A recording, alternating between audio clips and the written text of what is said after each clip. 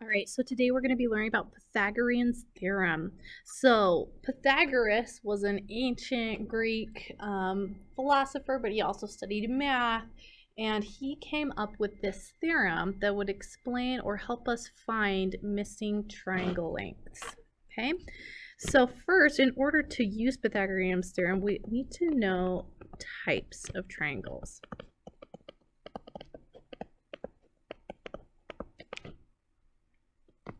Okay, now there are three types of triangles. The first kind is acute. An acute triangle means that all three angles are less than 90. Okay, so a good example of an acute triangle is an equilateral triangle, meaning that all the angles are 60 degrees. Okay, the second type of triangle is called an obtuse triangle. This is where at least one angle is greater than 90 degrees. Let's see. The other two are less than 90 degrees.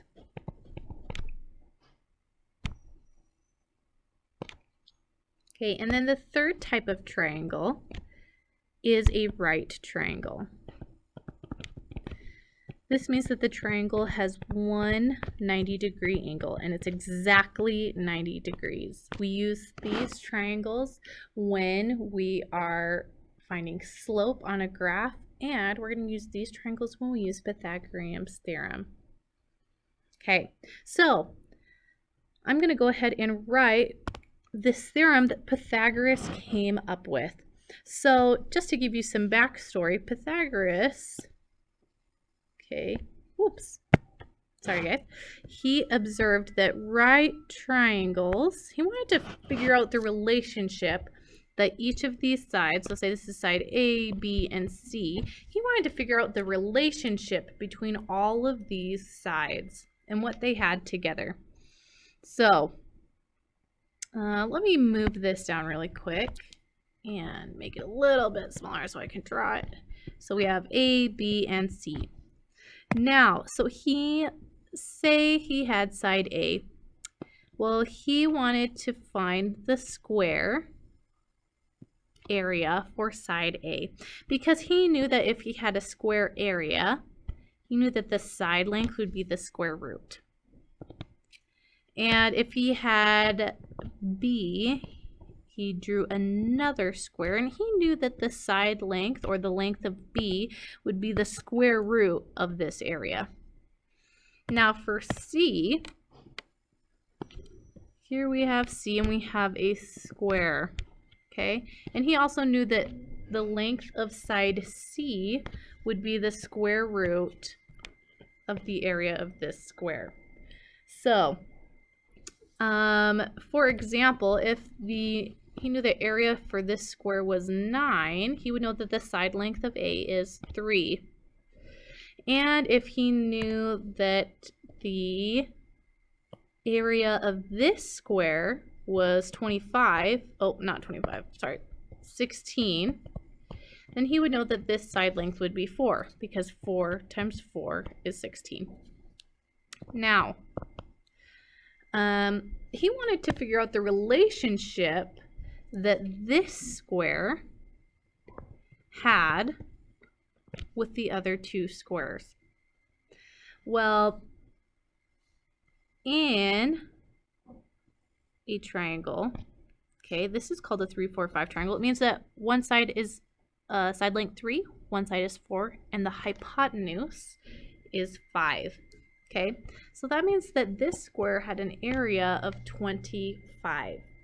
So what he figured out was that the area of square A, so we know the side length is A, but in order to find the area, we have to square it, right? The side times the side is the area. And he knew that the area of this square, square B, again, we're going to have to square it because side length times the side length equals the area. Well, when we put 9 and 16 together, we get 25. So we found out that that was actually equal to the area of square C. So this is how he developed his theorem. A squared plus B squared equals C squared.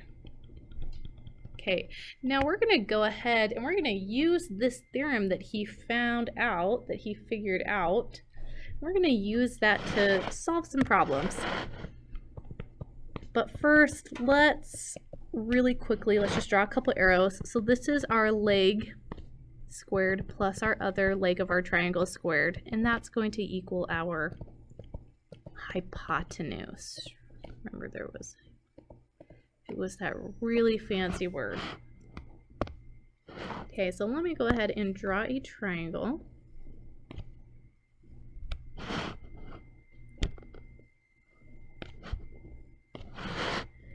Okay, so this is side A, B, and C, and it will almost always, every single time, be in this order.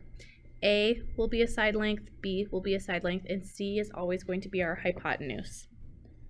So, let's go ahead and label this hypotenuse, leg, and leg.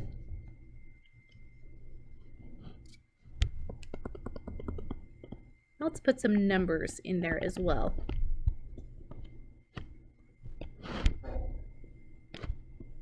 Okay.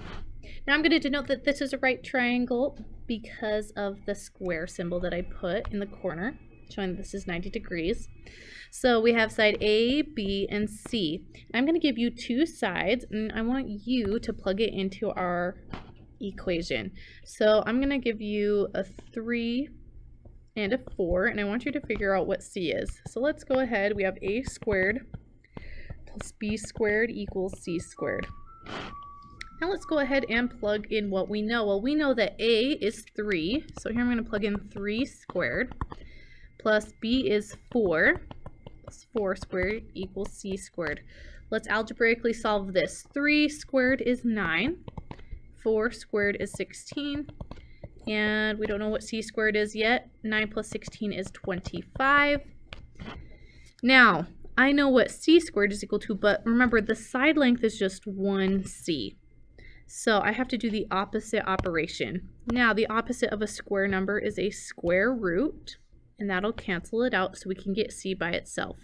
What I do to one side, I also have to do to the other, so I get 5 is equal to C.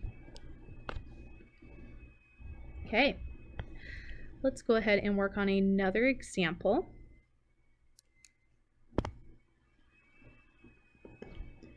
Go ahead and draw another right triangle.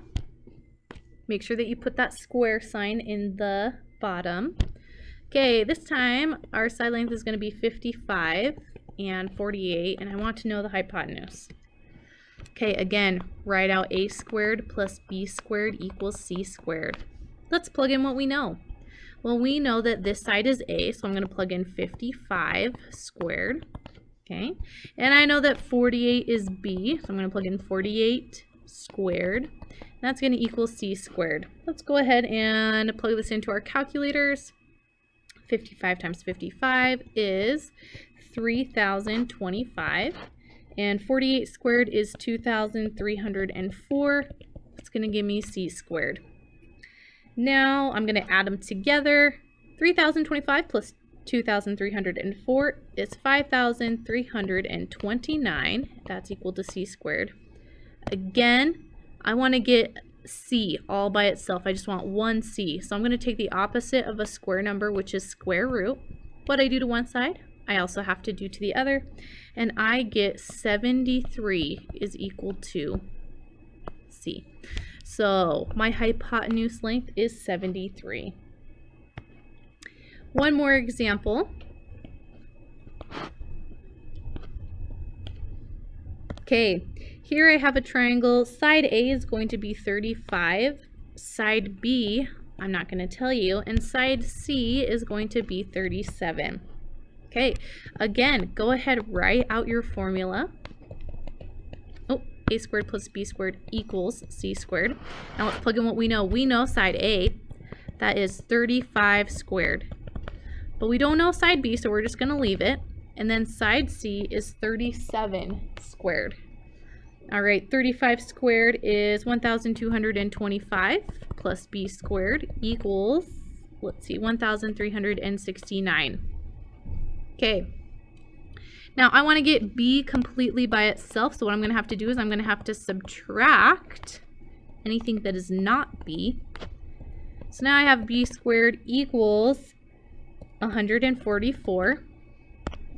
Again, I want B by itself, so I'm going to get rid of the square, so I have to take the square root. So B is equal to the square root of 144, which is 12. So my B value, or my side length, is 12.